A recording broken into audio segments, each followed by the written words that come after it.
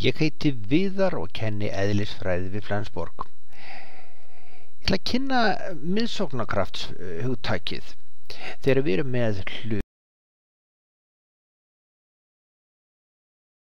á hraðanum VAF með radíusnum R, þá þurfum við að toga steininn inn að miðju hringhreyfingarinnar og þetta er kraftur sem að kallast miðsóknarkraftur og hefur jöfnuna F sama sem massi sinnum hraði í öðru veldi deilt með radíus.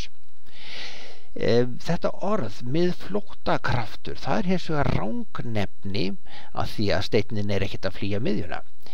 En hann er notaður fyrir þennan ímyndaða kraft sem hefur gagnstæða stefnu við miðsóknarkraftin en er í alvörunni bara tregða hlutarins við að breyta stefnu. Nú manstu kannski eftir öðru lögmáli Newtons sem var svona: kraftur er massi sinnum hröðun. Og ef að við skoðum miðsóknarkraftin M sinnum VAF í öðru deilt með R, þá getum við séð að hröðunin A samkvæmt Newton er sama fyrirbæri eins og þessi hérna partur úr formúlinni og þetta köllum við miðsóknarhröðun og hana hef ég skrifað hér. Nú skulum við skoða hvernig er þessi formúla búin til og þá teiknum við hérna hring. Hann hefur miðjuna í þessum punkti og radíus hringhreyfingarinn er hér. Á þeim tímapunkti sem að til dæmis steinninn eða hluturinn er að ferðast á þessum stað, þá hefur hann hraðan VAF. Svo ferðast hann svolítið lengra hérna og við vitum það líka að þetta er þá sama R-ið, en núna er hraðinn búin að breyta stefnu. Hann er jafn stór en hann hefur aðra stefnu og köllum þetta sem sagt vigur hér. Það þýðir að hér hefur hluturinn farið svona sem næst vegalengdina sem við köllum hérna delta S á meðan að hornið breyttist hornið þeta. Ef við tökum nú þessa hraðavigra hérna út fyrir myndina og segjum seinni vigurinn og mínus fyrir vigurinn, þá fáum við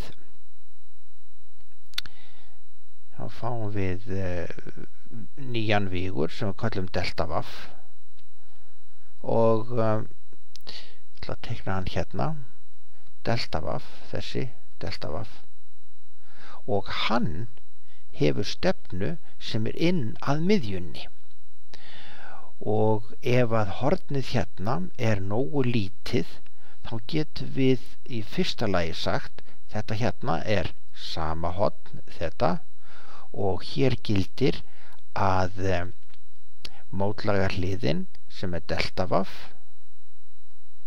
deilt með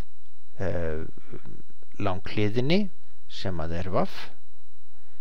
Þetta er nákvæmlega samskonar þríhyrningur eins og kemur fyrir í hringhreyfingunni þar sem að delta S er mótlaga hliðin en R-ið er langa hliðin.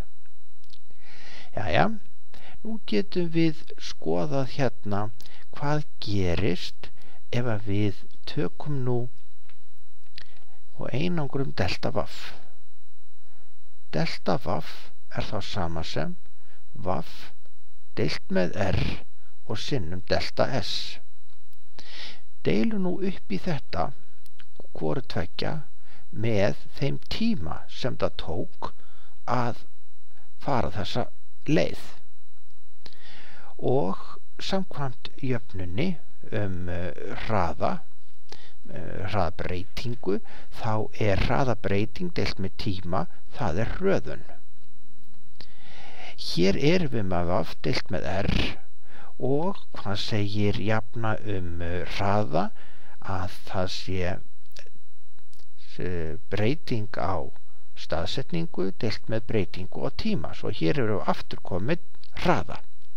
Það þýðir að nú söfnum við þessu saman í eina jöfnu sem að táknar miðsóknarhröðun A sama sem vaff í öðru deilt með R.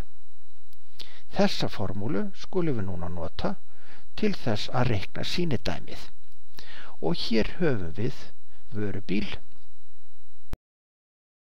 og hann er á leiðinni hérna inn í hringtorg og á pallinum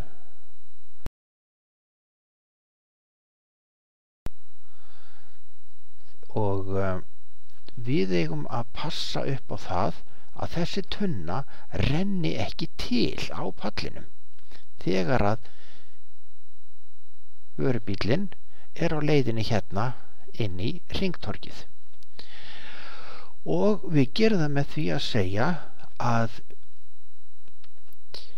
miðsóknarkrafturinn er massi sinnum hraði í öðru veldi deilt með radíus hringhreyfingarinnar, en af því að tunnan hún hefur svona núningskraft líka, þá getum við sagt að núningskrafturinn hann er m sinnum g sinnum núningsstöðullin my.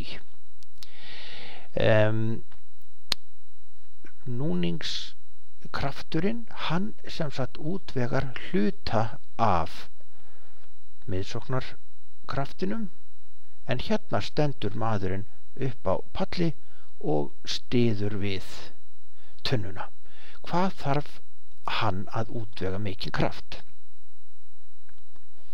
Og þá getum við einfallega sagt kraftur mannsins er þá sama sem miðsóknarkrafturinn hérna miðsóknar mínus, að því nú hjálpar núningurinn við að halda tunninni á sínum stað, svo við getum dregið núningskraftin frá. En ef við setjum nú tölur inn í þetta, þá fáum við að miðsóknarkrafturinn hann er 125 fyrir massa tunnunar sinnum hraðin í öðru veldi 14 og deilt með radíus hringhreyfingarinnar sem er 28. Og út úr þessu er útkoman 875 newton. Hver er núningskrafturinn? Hann er sömuleiðis massin 125 sinnum þyngdarhröðinu 9,82 og sinnum núningsstöðullin sem er 0,34. Út úr þessu kemur krafturinn 417. Það þýðir að krafturinn sem að maðurinn þarf að nota, hann er mismunurinn á þessum tveimur. Miðsóknarkrafturinn 875 mínus 417 í núningskraftin og útkoman er 458 newton. Og það er svo sem gaman að skoða það hvað þungi tunnunar svona innan gæslappar er, af því að við höfum þyngdarhröðunina í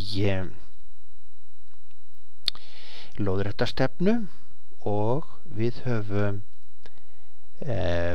miðsóknarkraftin sem er þá í láréttastefnu,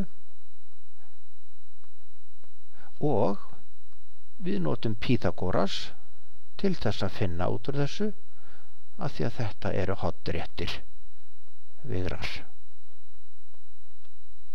Og við getum bara sagt hérna að tölurnar eru þá m sinnum g sem er 125 sinnum 9,82, setjum það í annað veldi og svo setjum við miðsóknarkraftin, við vitum reyndar hver hann er, 875 í öðru veldi og útkoman er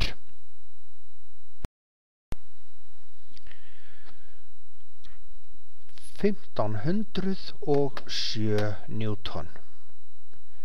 Nú kanntu nógu mikið til þess að æfa þig á þessum dæmum af því að 2 af þeim munu koma í næsta örprófi samkvæmt áætlun.